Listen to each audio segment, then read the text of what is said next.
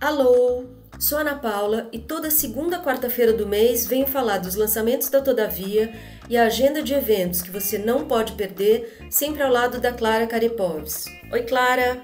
Olá! Setembro chega com um elenco variado e instigante de lançamentos. Sem mais delongas, no quadro Primeiras Impressões, Alex, da livraria Martins Fontes Paulista, nos conta sobre o que achou do novo romance de Carlos Eduardo Pereira, Agora. Olá para todos, sou Alexander Livreiro da Martins Fontes Paulista e me foi dada o prazer de ler o livro Agora, de Carlos Eduardo Pereira. O livro conta a história de um pai, de um avô e de um filho, sendo o filho o personagem principal, todos compartilhando o mesmo nome, Jorge Ferreira, e no decorrer da história você vai ver que eles também são unidos por uma tragédia semelhante. O ponto de fuga da história trata de traumas, das vivências, das lutas diárias e também na formação da família de cada um desses personagens. A história por si só permeia um folclore próprio, não só de personagens ou de figuras caricatas ali, mas também de trejeitos, de maneiras com que os personagens se relacionam e se expõem também. Tem muito da maneira com que a desinformação ou até mesmo o exagero é utilizado em alguns pontos da história para chamar a atenção para um fato específico, para uma coisa mais prosaica, ali, uma coisa mais corriqueira. E a maneira com que isso é demonstrada no linguajar, na maneira com que o personagem se comporta, traz uma dinâmica bem diferente. Por vezes, a repetição de acontecimentos ou de expressões é utilizada como reforço para você entender não só a repetição que a vida tem nesses diferentes personagens, mas também uma maneira de você ter o reforço da mensagem. A história começa e é narrada pelo Jorge Ferreira Filho, e aí num dia de indisposição e tentando buscar até mesmo um motivo para as próprias inquietações, ele volta a história dele até o avô dele. E aí isso vai puxando uma coisa, ele vai contando diversas peculiaridades sobre a família dele, de uma maneira bem informal, de uma maneira bem característica de cada pessoa que ele está contando o fato. E com isso ele busca não só entender tudo o que aconteceu, mas tudo o que está acontecendo com ele também. E ao decorrer da história tem diversas ligações que os três personagens sofrem durante a história, né? É uma alegria enorme poder ler o livro novo do Carlos Eduardo. Enquanto os Dentes, seu primeiro romance que a Todavia publicou em 2017, foi o primeiro livro de um autor brasileiro que lemos para a editora. Teve uma imprensa enorme e foi finalista do Prêmio São Paulo de Literatura.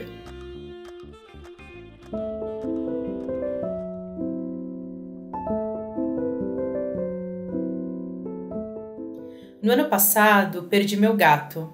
Gatino era muito novo, apenas um adolescente de 7 meses.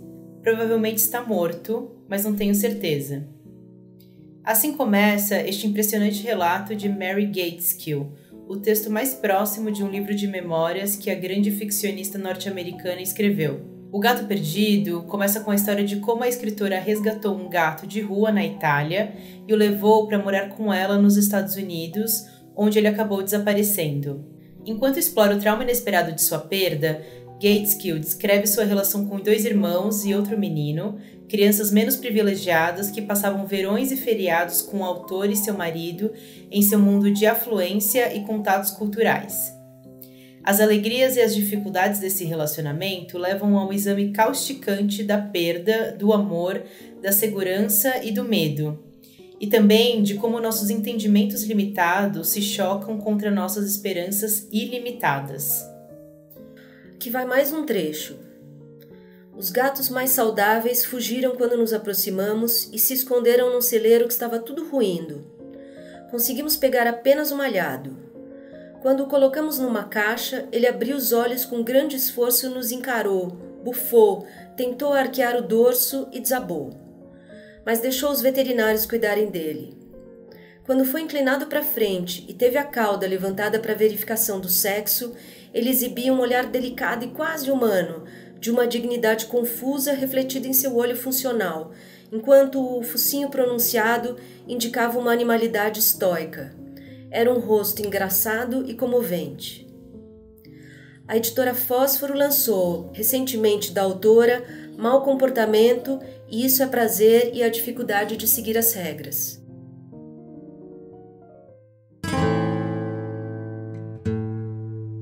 Para os muitos fãs dos romances A Vida pela Frente e As Pipas, setembro nos traz mais uma obra do escritor francês Romain Gary, que escreveu também sob o pseudônimo de Émile Ajar.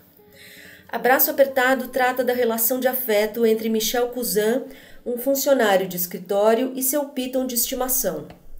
Sim, uma serpente grande, porém sem veneno, que se enrola e aperta suas presas até a morte.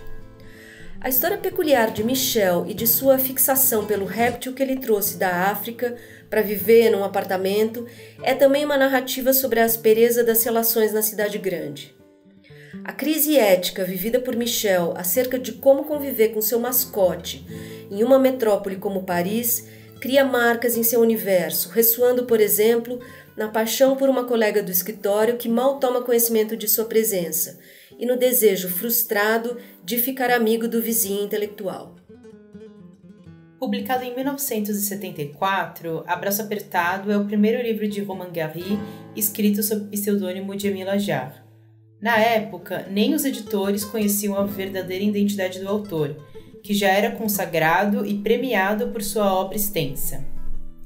A primeira edição do livro teve o final modificado. O lançamento da Todavia teve tradução da sempre incrível Rosa Freire da Aguiar e, respeitando o desejo de Romain Gary, inclui o fim original como apêndice.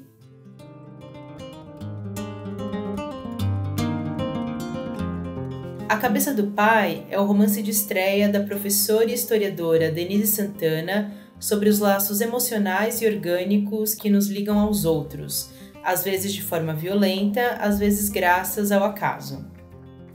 O livro tem início quando o pai idoso da narradora, exausto de cuidar da esposa com Alzheimer, sofre um AVC hemorrágico. O episódio trágico abre uma janela para a memória afetiva, descortinando uma teia de relações familiares e sociais acerca da consciência da morte.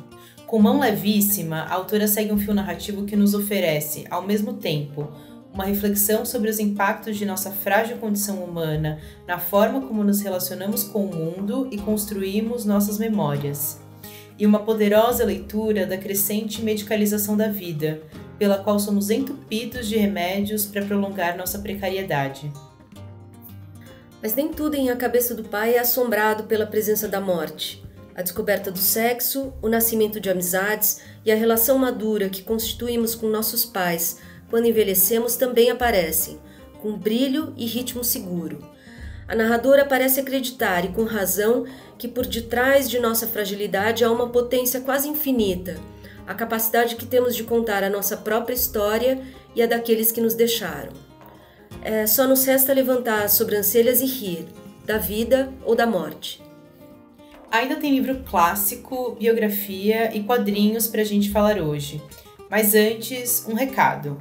Se você não quer perder nenhum novo episódio do Quarta Capa, nos siga onde você escuta podcasts e dá uma nota pra gente no Apple Podcasts e no Spotify. Então, vamos agora para o próximo lançamento.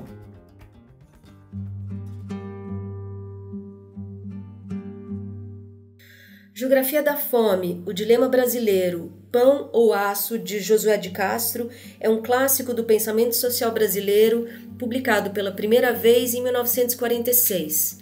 Época em que o país passava por um processo de redemocratização depois da ditadura do Estado Novo e tentava enfrentar suas fraturas mais evidentes, dentre elas o alarmante número de pessoas que passavam fome. Josué de Castro pesquisou o tema da nutrição no Brasil desde o início da década de 1930, quando trabalhava como médico em uma fábrica no Recife.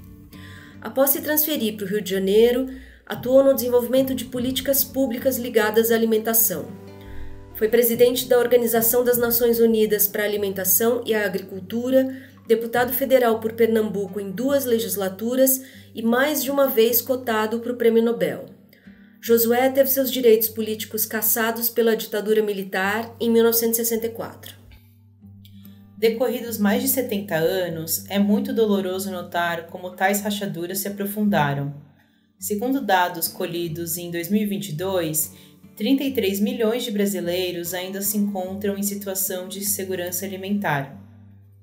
Em um país como o Brasil, marcado pela contradição de ser um dos maiores exportadores de alimento do planeta, enquanto milhões de pessoas passam fome, a reedição deste livro se faz, mais do que oportuna, necessária.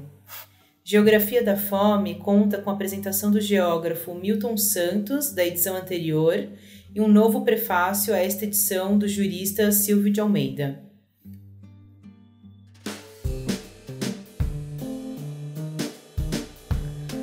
Finalmente agora, todavia, começa a publicar a portentosa trilogia biográfica de Franz Kafka, preparada minuciosamente durante mais de uma década por Heine Starr, um dos maiores especialistas na obra do escritor tcheco.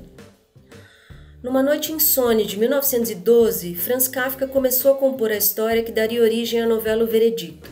Entusiasmado pelo processo da escrita, o jovem de 29 anos atravessaria a madrugada, colocando o ponto final na narrativa quando os primeiros raios de sol apareciam do outro lado da janela. Kafka, Os Anos Decisivos, nos apresenta a atmosfera em que o autor viveu e trabalhou de 1910 a 1915, época em que o então jovem advogado e filho de um severo comerciante experimenta a vida e a literatura. A Metamorfose, uma de suas obras mais conhecidas, seria publicada em 1915, 3 anos depois de O Veredito. Para além das realizações literárias, somos apresentados às incursões de Kafka, nunca bem-sucedidas no mundo sentimental, com destaque para o relacionamento tortuoso com Felice Bauer. A relação com a sua herança judaica e a perspectiva, também nunca consumada, de uma mudança para a Palestina. A vida social nos cafés literários e a chegada da Primeira Guerra Mundial, uma gama de experiências que mesclam a vivência individual e os transes coletivos de um tempo em que a Europa fletaria com a ruína. A escritora e crítica literária americana Cynthia Ozick disse que, nesta biografia honesta e honrosa, não há vestígios do kafkiano, mas nela você pode encontrar um grânulo de cristal daquilo que Kafka realmente foi. Para o escritor irlandês Colm Tóibín, Starr lê a obra e a vida com cuidado e simpatia minuciosos. Ele tem uma compreensão profunda do mundo de onde Kafka surgiu. John Banville, um outro escritor irlandês, afirma que Kafka é trazido à vida por um autor ao mesmo tempo erudito e divertido. Monstros, de Barry Windsor Smith, é o mais novo título da estante de quadrinhos da Todavia. Vencedor de 3 prêmios Eisner, o Oscar dos HQs, Monstros ilustra a vida de Bobby Bailey, um jovem sem teto que se alista no serviço militar e se torna cobaia de um experimento do exército norte-americano. Com o corpo monstruosamente deformado e uma força descomunal, o inocente protagonista passa a ser perseguido pelo mesmo exército que o explorou. Bob Bailey se transforma no pivô em torno do qual giram muitos monstros. Sua trajetória desconstrói as origens dos super-heróis e ataca as assombrações geradas pelo complexo industrial militar dos Estados Unidos.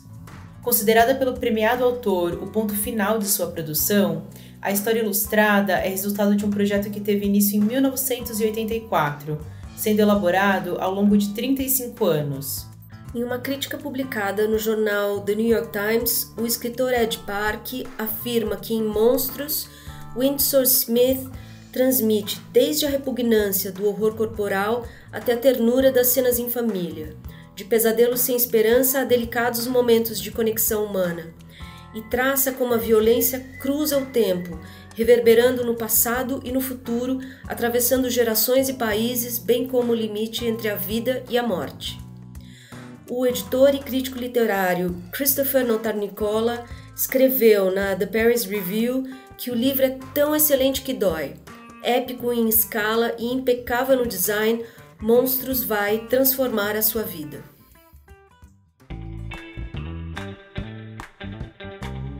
E bora se programar para os eventos do mês. Se você escuta esse episódio no dia em que ele foi ao ar, 14 de setembro, e você está em Lisboa, Portugal, Aparecida Vilaça lança Ficções Amazônicas às 19 horas e um evento na Livraria Travessa de Lisboa com Susana Viegas. No dia 16 de setembro, Marcos Nobre lança Limites da Democracia na Universidade Federal da Bahia. E no dia 24 de setembro, às 16 horas, Carlos Eduardo Pereira lança Agora Agora na Janela Livraria, no Rio de Janeiro, com Juliana Leite. Os eventos estão sujeitos à alteração, então vale sempre dar uma olhada nas nossas redes sociais antes de sair de casa. Para saber mais de todos os livros que falamos aqui, acesse o site da Todavia em todavialivros.com.br. Na segunda semana de outubro estamos de volta. Um abraço e até lá!